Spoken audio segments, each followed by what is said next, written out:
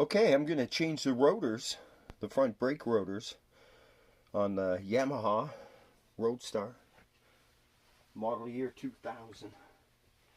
So this is a Yamaha 1600, year 2000.